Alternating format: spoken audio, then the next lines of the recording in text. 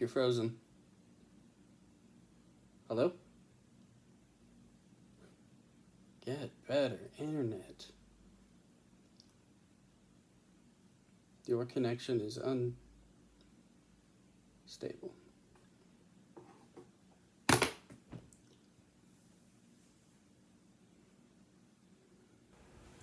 Hi, I'm Dave, and this is The Stage Page. Now, it's no secret that the live entertainment industry has been hit really, really hard by all the shutdowns. For example, Broadway has been shut down until at least June 2021. Now, if we look further into that, there are 41 Broadway theaters. So imagine how many people that put out of work straight from the top of being, artistic director, owning the theater, director, all the way down through every cast member and crew member. So as this all has happened, the theater industry has taken a few steps to try to adapt to the current climate. One thing you've seen is the release of filmed performances. But the other big one that I want to talk about today is Zoom theater. Now, if you haven't been doing classes or haven't been working from home, you might not know what Zoom is. Essentially, Zoom is a video chat that you use for meetings. You can have a number of people showing up, their video and audio, and there's a chat room and everything like that. Now, I myself just recently actually directed a Zoom theater piece for the capstone in my grad program. We did a performance of the complete works of William Shakespeare Abridged, which is a 90-minute comedy where they go through all of Shakespeare's plays. Before setting off on this venture, I actually had some input from some really great theater minds. Because of a qualitative research class I took, I actually did a presentation about adapting theater to Zoom online spaces. And the answers I got from a lot of my questions were about, how Zoom kind of sprung up out of nowhere as being the new standard, and that it was really hard to try and figure out ways to kind of work with it.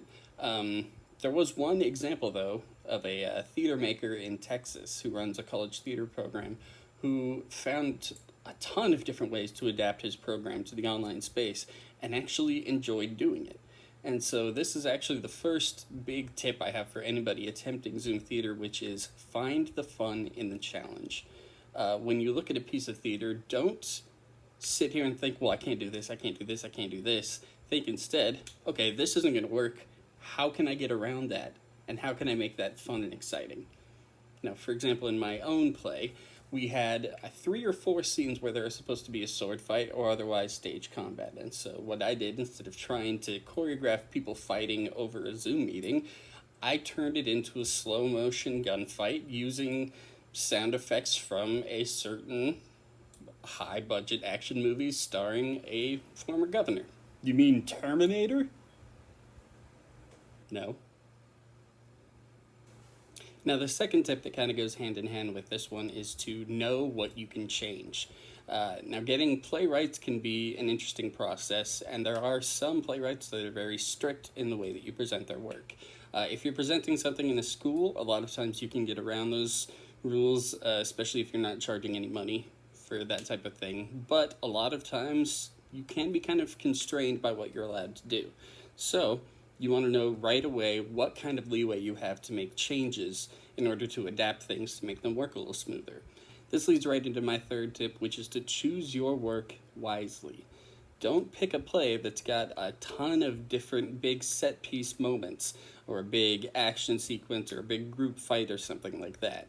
You have to respect what you can and can't accomplish in a Zoom space. There's a lot you can get around, there is some that you can't get around, and you've got to do your best to figure out what that difference is before you decide on the work that you're going to do. Now, there are some perks to this format that I think are important to note.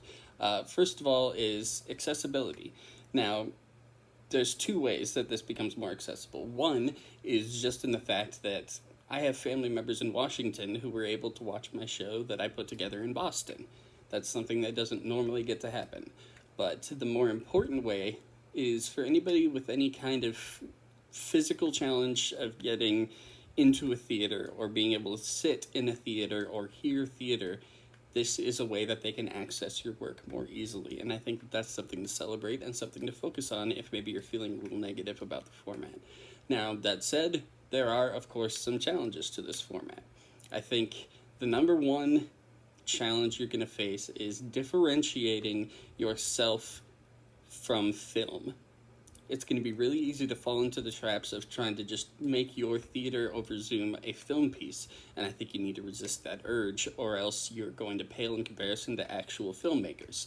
One of the examples of this is through my show, I could have done a bunch of takes and made sure we got the very best moments that we were able to do.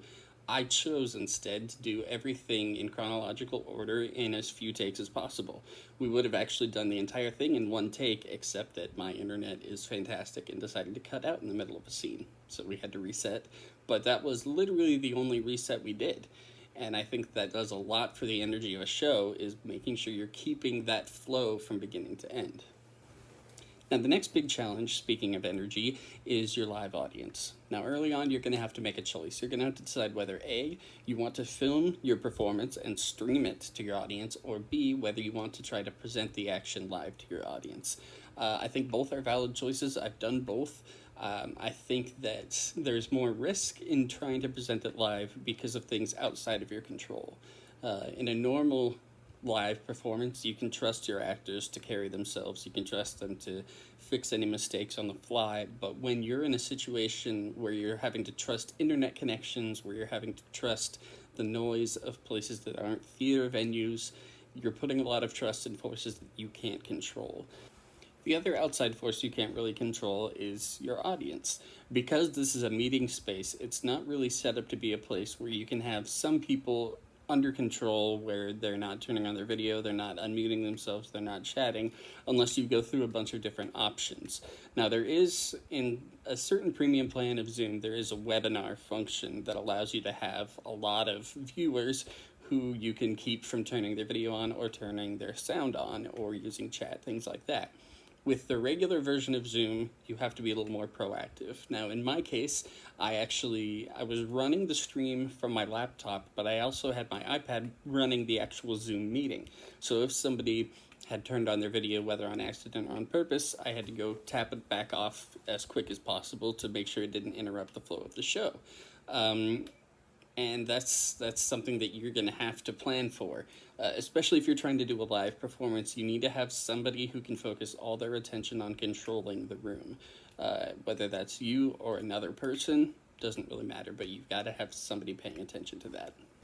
Now, narrowing the focus down a little bit, there's one more challenge that you should be aware of if you're going to try to do some theater over Zoom, and that is timing. Just because you're seeing somebody and you're hearing them and you're seeing them react to things you're saying, it doesn't mean everything is happening with the same timing. Trying to have people say anything in unison is going to be a big problem. My advice would be to just scrap any moments of unison and either split the lines up between people, give the line to just one person, or pre-record something audio if you need to have multiple voices saying something at once. But trying to get a bunch of people saying things at the same time, not going to work very well. We tried that. We have a few different things in our show that involved people saying lines at the same time, and trying to get them to say it at the same time when they're not on the same timing is a comedy of errors in itself. Now, I think it's important to keep in mind this isn't going to be forever. This is not a forever solution. Theater is not changing to this format for good. But I do think it's important to kind of embrace the opportunities we have to keep theater going. And I think that people are going to be eager enough to see and experience some live theater at this point that they're willing to sacrifice some of the polish of a regular live show for something over Zoom if they're getting a good story told well. So I think Zoom theater is absolutely worth the effort to do, and to do right. And I mean, one of the great things about live theater is its adaptability. I mean, take a look at a show like Sleep No More, which, if you aren't aware, is basically a production of Macbeth, but instead of being done on a stage, it's done throughout different rooms of a hotel that the audience is welcome to come in and experience at their leisure. They go into different rooms, they see different aspects of story happening, and they're experiencing in a different space and in a different way. And I mean, really, you need to make the decision that this is no different than that. You're choosing this type of theater to do so that you can help people experience a story in a different way. It's all about your approach to the format, and I think absolutely it can work and be effective. You've just got to decide that you're going to make it work however you can.